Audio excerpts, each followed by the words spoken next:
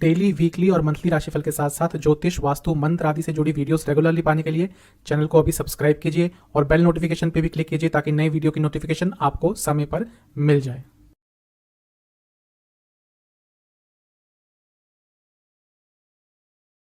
ओम गणेशाय नमः। ओम नमः शिवाय। मैं निखिल ज्योतिष आचार्य आप सभी का मेरे चैनल पर पुनः स्वागत करता हूं।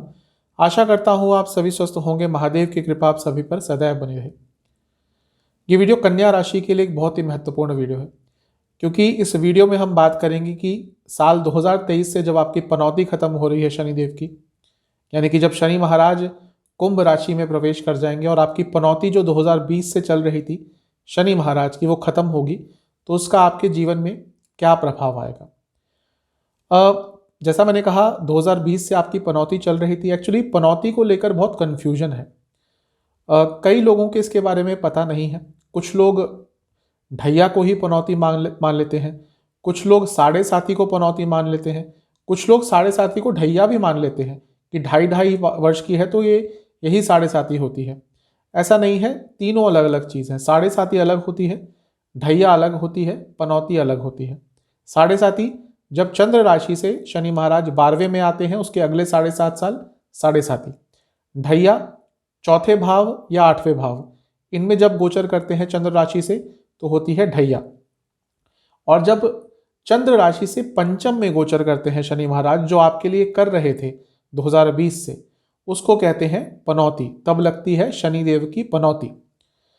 देखिए, ये प्रारब्ध का स्थान है, ये आपको कहीं ना कहीं पिछले जन्म से जोड़ता है। ये थॉट प्रोसेस का स्थान है, ये बुद्धिमता का स्थान है, ये सूक्ष्म शरीर है। आपका थॉट प्रोसेस कैसे चलता है यहाँ से देखा जाता है। तो जब शनिदेव यहाँ पर आते हैं, पनौती लगाते हैं, तो इन सब चीज़ों पर पहला प्रभाव पड़ता है।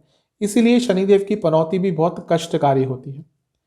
कुछ महीनों पहले मैंने वीडियो डाली थी कि अभी जो कुछ महीनों के लिए वापस आपकी पनौती चालू हुई है तो उसमें क्या क्या हो सकता है या आपके साथ पहले क्या क्या हुआ होगा। कई लोगों ने उसके ऊपर कमेंट किया कि हाँ, हमारे साथ ये चीज़ हुई थी और उनको पता भी नहीं था कि उनकी पनौती चल रही है, क्योंकि इसके बारे में मेरे ख्याल से ज़्यादा नहीं बताया जाता। लेकिन ये भी एक सत्य है कि हाँ, पंचम में जब भी शनि महाराज आते हैं तो पनौती लगती है। जैसा मैं कह रहा हूँ, कई लोगों ने बहुत अच्छी अच्छी चीज़ें बोल दी होंगी, लेकिन स्पेशली जो कन्या राशि के लोग हैं उनके लिए कई नकारात्मक प्रभाव आए होंगे। कन्या लग्न की अलग बात है, लेकिन जैसा मैं कहता हूँ ढैया, पनौती, साढ़े साथी, ये केवल आपको राशि से ही देखनी है, चंद्र राशि से ही देखनी है। देखिए, त्रिकोण स्थान है, ये लक्ष्मी स्थान है, पंचम भाव, तो एक शुभ स्थान है। यहाँ पर जब पनौती लगेगी तो आपकी कई चीज़ों पर नकारात्मक प्रभाव आया होगा। खैर, अब उनमें बहुत सकारात्मकता दिखेगी, लेकिन उसके बारे में थोड़ा बाद में बात करेंगे। अभी बात करते हैं कि आपने क्या क्या झेला होगा पिछले 2.5 साल में। पंचम भाव है रिलेशनशिप में बहुत प्रॉब्लम आई होगी, लव लाइफ में, रिलेशनशिप में काफ़ी आपको प्रॉब्लम झेलनी पड़ी होगी। बच्चों के साथ संबंध बिगड़े होंगे, क्योंकि ये बच्चों का स्थान है। क्योंकि हम चंद्र राशि की बात कर रहे हैं तो उनके साथ संबंध आपके खराब हुए होंगे। कुछ महिलाओं के मिसकैरेजेस भी पिछले 2.5 साल में हुए होंगे, और वो भी अचानक, विदाउट एनी पर्टिकुलर रीजन। जैसा मैं कहता आ रहा हूँ, कई बार पहले भी कहा, ये थॉट प्रोसेस का स्थान है। तो थिंकिंग में रुकावट आ गई होंगी, कुछ नए आइडियाज नहीं आ रहे होंगे, जीवन में कंफ्यूजन बहुत चल रही होगी। कई बार समझ ही नहीं आता होगा कि आसपास चल क्या रहा है। एक भ्रमित सी स्थिति आपके जीवन में आ गई होगी। शेयर मार्केट, स्टॉक्स आदि, इनसे आपने नुकसान झेला होगा। जैसा मैं कहा कि ये बुद्धिमता पर प्रहार करते हैं जब पनौती लगती है। तो आपने कई ऐसी गलतियां की होंगी जो आपको पता था कि हाँ, यहाँ पे नुकसान होगा। पता होते हुए आपने कई गलतियां पिछले 2.5 साल में करी होंगी। ऐसा क्यों? क्योंकि वो पनौती चल रही थी। देखिए, शनि महाराज एक अलग ग्रह है, सबसे ज़्यादा वर्ष लगाते हैं एक राशि में। किसी और ग्रह के बारे में तो इतना नहीं बोला जाता कि साढ़े साथी, पनौती, ढैया, तो उनका प्रभाव होता है, हम माने या ना माने।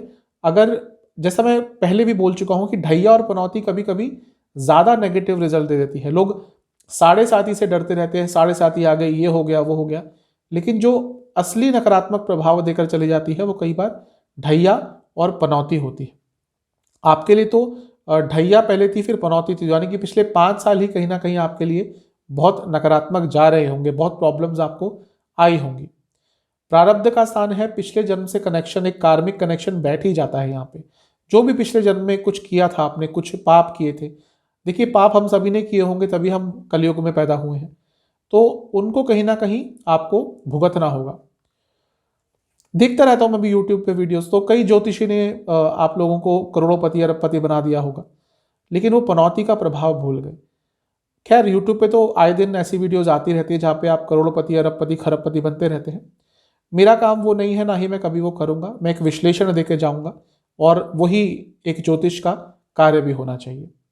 तो जैसा मैं पहले भी बोल चुका हूं कि लग्न जिनका था कन्या, उनको तब भी कुछ अच्छा प्रभाव भौतिक जीवन में मिला होगा, लेकिन जिनकी कन्या राशि है, चंद्र राशि है, उनके लिए बहुत कठिनाइयां आई होंगी। आपको कई बार समझ ही नहीं आता होगा कि प्रॉब्लम हो क्या रही है। सब कुछ ठीक होता है तब भी कुछ काम खराब हो जाता है। कई लोग जो पूजा पाठ करते थे, उनका भी इस समय पूजा पाठ में मन नहीं लगता होगा। कुछ लोग तो नास्तिक भी बन गए होंगे कि हाँ कुछ नहीं होता भगवान। ये सब पनौती का चक्कर है, फोकस आपका कम हो गया होगा। जब बुद्धि पर ही पनौती आ जाती है तो आप खुद सोचिए कि आप क्या करेंगे, आपसे क्या क्या गलतियां हो सकती होंगी, आपसे हुई होंगी सारी गलतियां। तीसरी दृष्टि शनि महाराज की जब यहाँ बैठे थे तो सप्तम पे थी, यानी कि शादी में प्रॉब्लम आ रही होगी, मैरिड लाइफ में बहुत प्रॉब्लम आ रही होगी, कई लोगों के डाइवोर्स हुए होंगे, अनसोशल रहना शुरू हो गए होंगे आप, और बिजनेस में कुछ गलत निर्णय लिए होंगे, किसी सोशल इवेंट में जाने का मन ही नहीं करता होगा, वो एक आपको बहुत बड़ा टास्क लगता होगा कि हाँ इस पार्टी में जाना है, इस शादी में जाना है, लोगों से दूर भागने का मन करता होगा। कई बार आप अपने आप को बंद कमरे में कर लेते होंगे और वहां पे आपको थोड़ा कंफर्टेबल लगता होगा। ये सब पनौती का प्रभाव था। सातवीं दृष्टि 11वें भाव पर, कुछ बुरी इच्छाएं, कुछ वासनाएं जागी होंगी। वासनाएं केवल शारीरिक नहीं होती, उसको केवल उन चीज़ों से कनेक्ट कर कर, फिजिकल चीज़ों से कनेक्ट कर कर नहीं देखना चाहिए। जो भी ऐसी चीज़ है जो आपको बहुत ज़्यादा उत्साहित कर देती है, आपको कुछ ऐसा कार्य करवाती है जो आपको नहीं करना चाहिए, कहीं ना कहीं वो वासना ही है। आपकी थोड़ी संगत खराब हो गई होगी। ये सब पनौती का प्रभाव था। 10वीं दृष्टि दूसरे स्थान पर, घर में प्रॉब्लम, घर में दरिद्रता।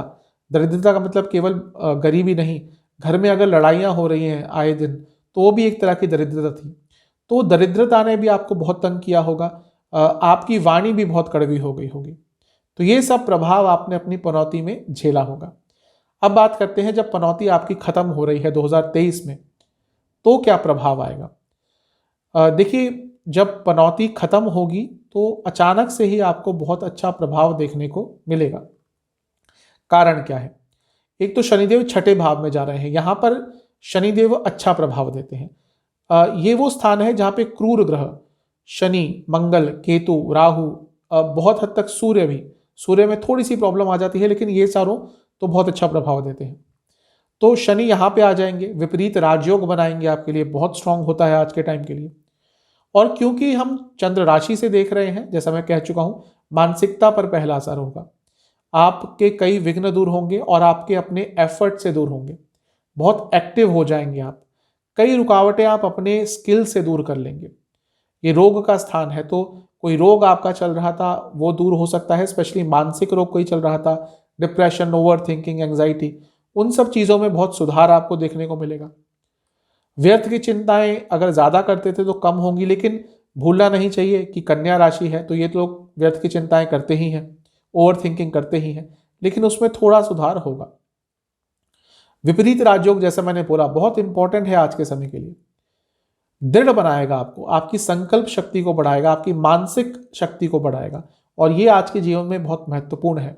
ये अर्थ त्रिकोण भी है, धन कमाने के आइडियाज आएंगे, धन कमाने के लिए आगे बढ़ेंगे।